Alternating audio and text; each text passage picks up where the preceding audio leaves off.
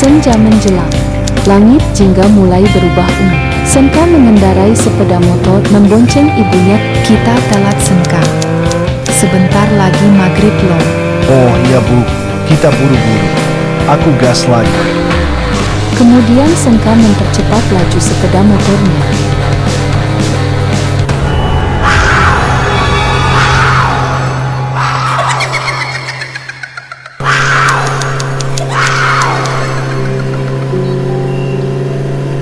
Mereka masuk ke pertigaan sepi, meninggalkan keramaian kota Sidoarjo. Kemudian melewati kebun tebu tinggi menjulang. Saat melewati jalan di pinggiran sungai, Senka memperlambat laju sepeda motornya. Karena akan melewati jembatan kayu tua yang sudah mulai rapuh. Saat setelah melewati bangunan rumah kosong pinggiran Tanggul Lapindo, Bu Sandrea merasa ada sosok yang mengikuti. Dan Senka pun juga merasa motornya agak berat, seperti sedang berboncengan 3 orang. Kemudian Senka menggeber motornya agar tidak kemalaman dan gelap saat melewati hutan bambu. Allahu Akbar, Allahu Akbar. Bu Sandrea menyuruh Senka untuk berhenti dulu dan membaca doa. Kemudian melanjutkan perjalanan. Akhirnya sampai juga. Mari masuk cepat. Malam di sini suka aneh. Apa maksudnya, Eyang? Nanti saja kita bicara di dalam rumah. Sekarang ayo masuk dulu. Tak lama kemudian, Baim, keponakan Bu Sandrea juga datang. Dan Senka senang sekali menyambut kedatangan Baim. Bosan di rumah, Baim, sepupu Senka, mengajak jalan kaki ke warung kopi. Malam bulan purnama tapi suasana desa sepi. Saat Baim dan Senka berjalan kaki mencari warung kopi, Baim dan Senka berhenti di depan sebuah warung yang sepi, hanya lampu Petromax yang menyala di warung kayu tersebut.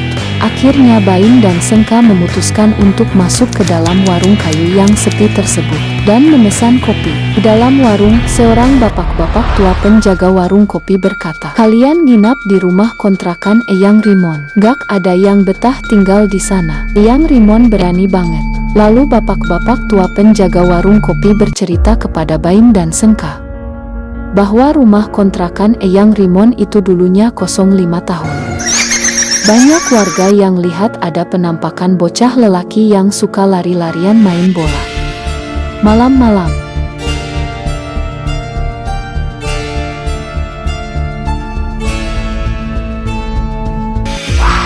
Ada juga sosok pocong yang muncul di kebun pisang dan suka mengejar warga.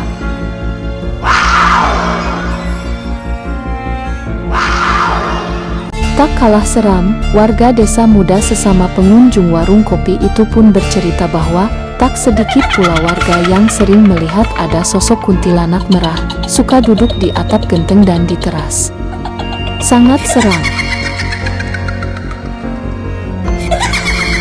Sampai pernah ada acara lomba mancing warga yang bubar semua karena itu.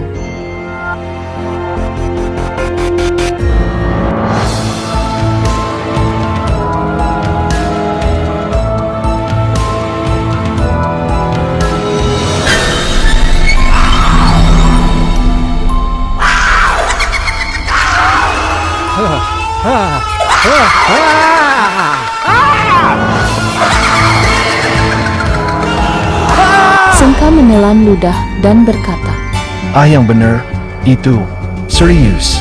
Masak sih. Setelah mendengar cerita semua itu, Senka dan Baim bergegas berjalan cepat pulang. Melewati pinggiran sungai yang sunyi dan gelap, hutan bambu penuh suara-suara aneh, dan kebun pisang yang terkenal ada sosok pocongnya. Di kejauhan terdengar suara bola memantul, tapi tidak ada siapa-siapa. Baim, Senka. Tadi di rumah lampunya kedip-kedip sendiri. Mungkin kabelnya longgar kali.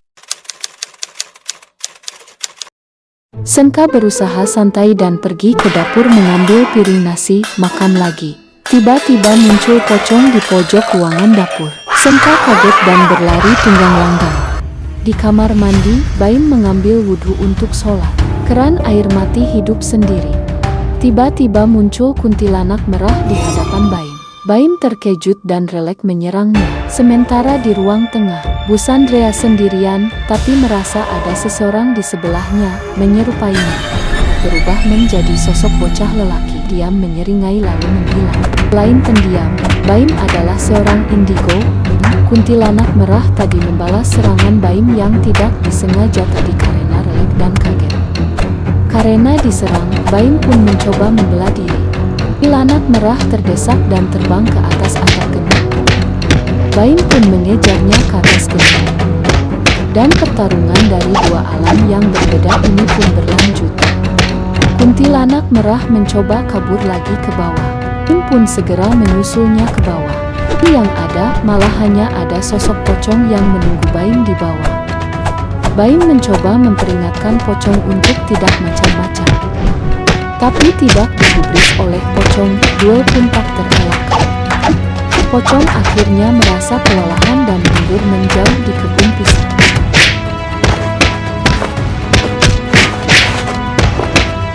Terdengar suara bunyi bola memantul di halaman rumah. Baim mendekati sosok hantu bocah lelaki seram. Bukannya terjadi duel pertarungan lagi, namun Baim malah mengajak hantu bocah lelaki seram itu bermain bola. Itu senang sekali dan berterima kasih kepada Baim. Pas saya nonton TV tadi channelnya pindah ganti-ganti sendiri tanpa remote. Kini ketiganya berkumpul di ruang tamu. Siapa itu? Lampu berkedip-kedip dan merasa seperti ada bayangan hitam mengawasi. Bayangan hitam perlahan muncul dari lorong gelap. Sosok tinggi, kurus, berdiri diam. Bayangan hitam itu mendekat. Bu Sandrea, Senka dan Baim cemas dan panik melanda ketakutan. Tiba-tiba sekelebat bayangan Eyang Rimon berjalan melintas. Dan ternyata, bayangan hitam itu tadi adalah bayangan Eyang Rimon di balik kegelapan karena suasana ruangan rumah yang gelap karena lampu mati. Eyang, apa benar katanya dulunya rumah ini 05 tahun? Banyak yang lihat ada kuntilanak merah, sosok bocah lelaki yang suka lari-larian main bola, dan ada juga pocong, bahkan sampai lomba mancing warga pun bubar semua. Sudah, tenang. Itu cuma mereka. Kalian tak usah takut, berdoa, lalu tidur. Jangan ganggu, jangan diganggu.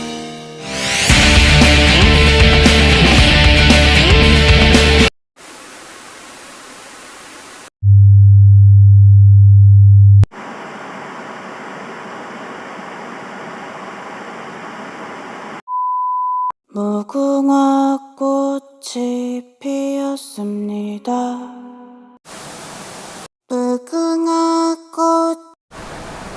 무궁화 꽃이 피었습니다.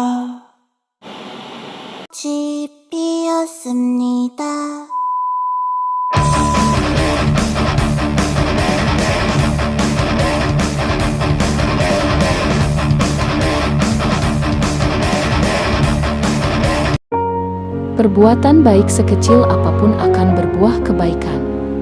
Kuntilanak merah dan pocong yang sebelumnya penuh amarah dan dendam, akhirnya mengerti dan tersenyum melihat kegembiraan bocah lelaki yang sedang bermain bola dengan Baim.